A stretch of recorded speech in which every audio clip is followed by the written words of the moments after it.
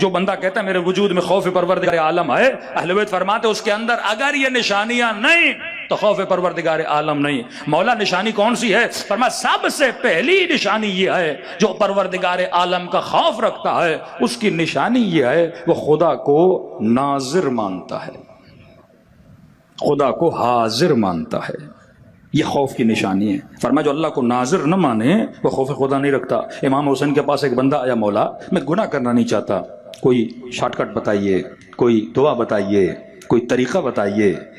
اب بعض لوگ سمجھتے ہیں دین اسلام کوئی ہیری پوٹر کی فلم ہے کہ کوئی جادو کا وظیفہ بتا دیں گے اور چھڑی ہلائیں گے کام فوراً ہو جائے گا۔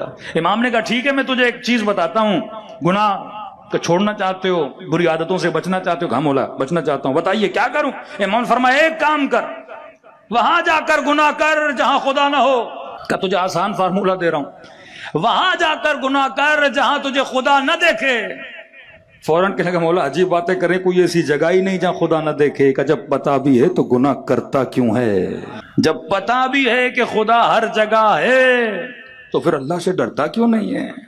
پھر خدا کا خوف کیوں نہیں رکھتا؟ ملتا ہے کچھ دوست پکنک منانے کے لیے چلے گئے، اپنا گھومنے پھرنے کے جنگل میں چلے گئے۔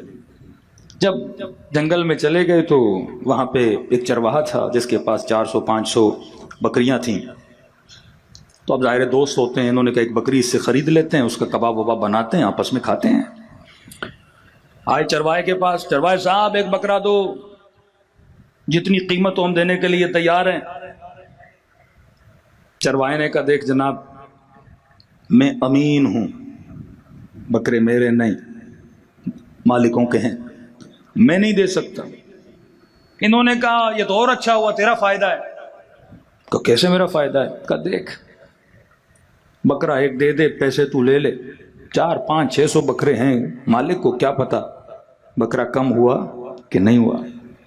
دوسری بات اگر پتا چل بھی گیا تو یہ بولنا کوئی بھیڑ آیا تھا، کوئی شیر آیا تھا، کوئی درندہ آیا تھا اور ایک بکرے کو کھا گیا۔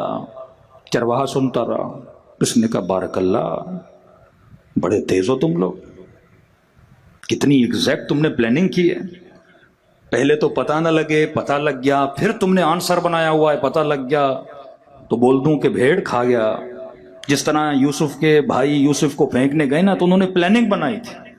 بابا پوچھیں گے تو بولیں گے یہ ہوا، جب بولیں گے یہ کیسے ہوا تو بولیں گے اس طرح ہوا، پھر بولیں گے یہ نہیں تو پھر قمیص لائیں گے۔ تو انہوں نے اپنے ہر گناہ کو اور اپنی پلاننگ کے لیے کیا رکھا ہوا تھا؟ جواب رکھا ہوا تھا۔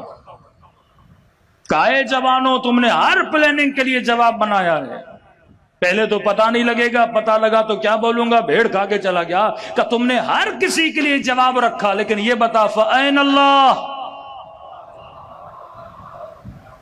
اللہ کے لیے بھی کوئی جواب رکھا ہے؟ جب خدا پوچھے گا تم نے غیر کا بکرا کھا لیا تو خدا کو کیا جواب دوں گا؟ ہم نے ہر کسی کے لیے پلاننگ کر دی ہے، لیکن یہ نہیں سوچا اگر قبر و قیامت میں پروردگار عالم پوچھے گا بندہ خدا، فرمایا اس میں خوف خدا ہے ہی نہیں جو اللہ کو ناظر نہ مانے۔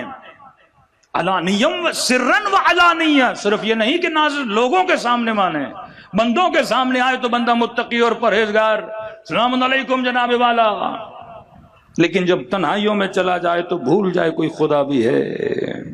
یہی تو شرک خفی اور جلی کی مثال ہے کہ بندوں کے سامنے بندہ متقی ہے، فرمایا اللہ کو ناظر مانے، عوام کے سامنے بھی، تنہائی کے اندر بھی خدا کو مانے۔ فَأَيْنَ اللَّهُ، میں اللہ کا کیا کروں گا؟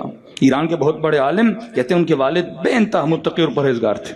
کہتے ہیں یہ جو بعض گاؤں میں زمینوں کو پانی دینے کے لیے باریاں رکھی جاتی تھی کہ آدھا گھنٹہ آپ کا پانی چلے گا، 1 گھنٹہ آپ کا پانی چلے گا، تو کہتے ہیں میرے والد اتنے مقید تھے کہ جب اپنی زمین پہ جاتے تھے تو 1 بوری اپنی زمین سے مٹی اٹھا کے بھر کے وہاں لے جاتے تھے۔ تو ظاہر پانی جب دینا ہوتا ہے تو آپ مٹی ہٹاتے ہو، پھر مٹی کو رکھتے ہو سائڈ پہ تاکہ پانی آئے جائے۔ تو میں نے کہا بابا سارے وہی مٹی ہٹاتے ہیں، آپ اپنی زمین کی مٹی کیوں لے جا رہے ہو؟ کہ بیٹا کہیں قیامت میں یہ بھی سوال نہ ہو تم نے کسی اور کی زمین کی مٹی کو خراب کیوں کیا۔ یہ مقید ہونا، یہ خوف پروردگار عالم اہل بیت علیہ الصلوۃ والسلام کے وجود میں تھا۔ یہ اصول کربلا ہے کہ جب جناب سیدہ نماز پڑھی ترتعش وجودہا، فرمایا ہماری دادی کے وجود کی ہڈی ہڈی کانپتی تھی. کہ مولا وہ تو گناہ نہیں کرتی تھی. کہا نہیں، تقوی الہی کی نشانی ہے، اللہ کی ہیبت کو دیکھ کر وجود کانپ جاتا تھا. آج جھوٹ بولنا عادت بن چکا ہے، غیبت کرنا عادت بن چکا ہے، حسد کرنا ایک نیچر بن چکی ہے.